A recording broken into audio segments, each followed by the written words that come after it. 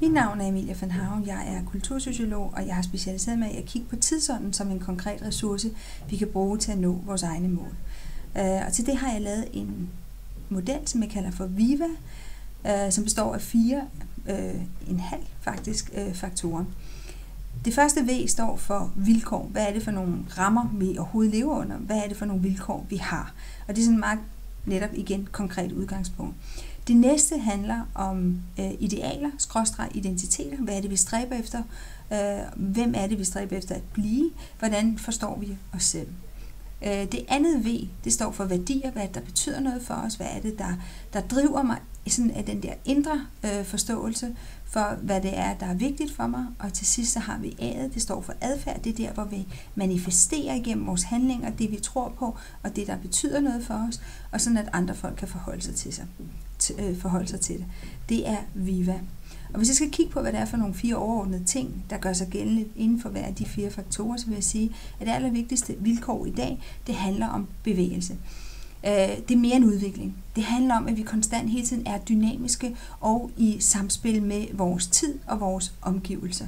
Og den her bevægelse er selvfølgelig meget knyttet til det næste, netop det ideal, vi forfølger, som jeg kalder for frit forbundet, hvilket jo umiddelbart kan lyde som en indre modsætning. Fordi vi på den ene side gerne vil være frie, hvilket hele historien omkring Charlie Hebdo blandt andet er et rigtig godt eksempel på. Vi vil være frie til selv at vælge, hvad vi tror på, hvordan vi vil tænke, hvordan vi vil handle, hvem vi vil være sammen med, osv. osv. Men på den anden side er vi også meget bevidste om, at uden de andre er vi ikke nogen. Så vi skal også være forbundne i de her fællesskaber, som vi selv vælger. Igen, det er et frit valg, hvem jeg er forbundet med, men jeg skal være forbundet. Den vigtigste værdi, som jeg ser det, er afløseren for bæredygtighed, som jeg tror på bliver gensidighed. Altså det bliver et meget, meget vigtigt begreb for os fremover. Det, der ligger i bæredygtighed, er, at det er noget, som man ligesom kan lægge herud, som noget, man er en del, altså en helhed af, og som er en ideologi, der ligesom træder op over mig selv som individ, mens gensidighed er noget, som jeg som enkelt individ og som person kan tage mig af, kan tage ansvar for, fordi det har en forståelse af, at jeg som enkelt individ altid også, når jeg får noget, simpelthen er i stand til at bidrage ind i fællesskabet med det, jeg kan. Så der kommer en meget mere personligt ansvar i den her gensidighed som overordnet værdi. Og til sidst, der har vi den vigtigste adfærd, det cirkulære, eller 100-årsperspektivet, det der med, at jeg forstår, at alt, hvad jeg gør, og manifestere den her verden, er noget, der skal have noget længde på, fordi det skal kunne holde flere generationer. Det er sådan det overordnede. Det er de 4 ting i VIVA. Men hvis jeg skal gå ind og kigge på nogle mere konkrete tendenser, vil jeg sige, at den allerførste tendens, som jeg vil kigge på, er det, jeg kalder for connected, som handler om det her med fællesskaber, som handler om, at vi går fra de her kendte fællesskaber, der har været præget meget af autoriteter, hierarkier, regler, love, strukturer, forudsigelighed, til at vi går mod det, man kalder for neotribale fællesskaber, som handler, altså det står bare for nye stammefællesskaber. Det står for, det er, at vi samler os baseret på lyst og interesse. Ikke på overlevelse og tvang, men på lyst og interesse. Og der er masser af plads til initiativet i det, til det personlige initiativ, så man hele tiden udvikler de her fællesskaber. Men det, der binder det sammen, er netop ikke regler eller resultater. Det er tillid. Og er det noget, vi har brug for i den her verden fremover, hvor vi netop vil være frit forbundet, så er det tillid. Og det er noget af det, der ligger i connected. Jeg er også ved at udvikle 2 nye begreber, som jeg tror, at vi vil kunne bruge rigtig meget fremover, fordi vi skal netop have balance mellem de 2 begreber, nemlig produktiv kapital og relationel kapital.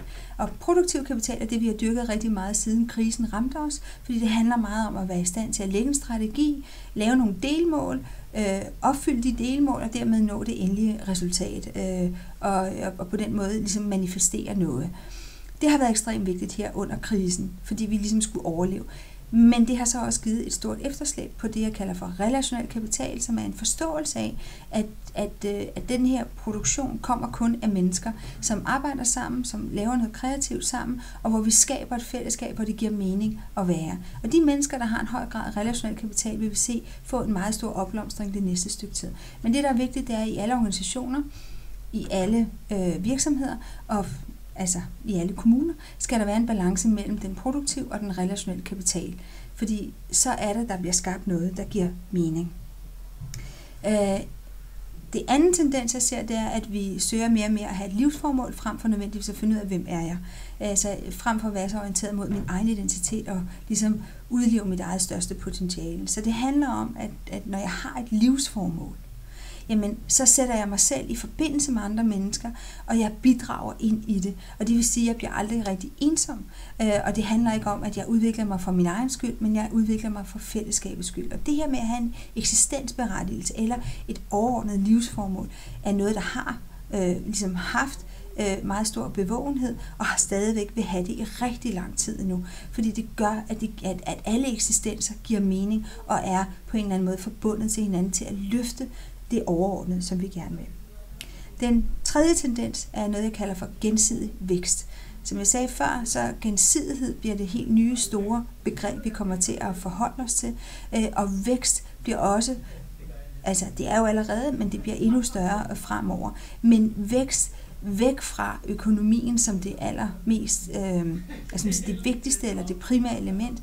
Tværtimod så bliver vækst forstået i en meget bredere kontekst. Vækst i relationer, vækst i fællesskaber, vækst i viden, vækst i forståelse for hinanden osv. Vi kommer simpelthen til at se den der væksttanke blive defineret og debatteret i alle mulige sammenhænge, og vi vil forstå, at vi tager også et personligt ansvar. Det er det, der også ligger i den her gensidighed.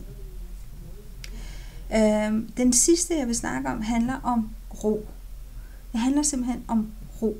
Og det er, vi taler mere og mere om, at vi gerne vil være nærværende, at vi vil have den her mindfulness med. Og grunden til, at vi taler om det, er, at vi lever med et vilkår, hvor vi faktisk skal være mere og mere nuværende. Og med nuværende mener jeg, at når vi sidder for eksempel til en middag, så sidder vi sammen med nogle mennesker, vi snakker sammen. Men hvis der så sker en eller anden diskussion, som du har været med til at sætte i gang, inde på Facebook, så nytter det ikke noget, du kommer 2 timer efter, at middagen er færdig. Du skal være der nu. Lige nu, hvor diskussionen kører. Så det der med at være nuværende frem for nærværende er et vilkår, er altså en form for særlig adfærd, du bliver nødt til at have for at følge med. Og det betyder så, altså at vi distribuerer vores opmærksomhed konstant og hele tiden, og vi derved også i virkeligheden distribuerer vores identitet og vores person i alle mulige sammenhænge. Så det der med, at vi så indimellem bliver nødt til at samle os selv fra den distribution i en ro, et sted, hvor det er professionelt, altså hvor det professionelt er til stede, det er noget, vi vil se en kæmpe stor efterspørgsel efter. Og der er det vigtigt, at man netop forstår det her professionalisering, som ellers er i gang i alle mulige sammenhænge af livet, hvor vi bare kan se, at folk de får jo hjælp til at coache, til at blive coachet, til at skabe en karriere, til at style sig selv, til at træne, til at spise osv. Alt det vil vi se en professionalisering af, også med den her ro, den her nærværenhed, den her mindfulness, det her med at kunne komme nær sin egen væren, og derved få den her ro. Så det er de 4 store tendenser, jeg ser sammen med de 4 faktorer i VIVA.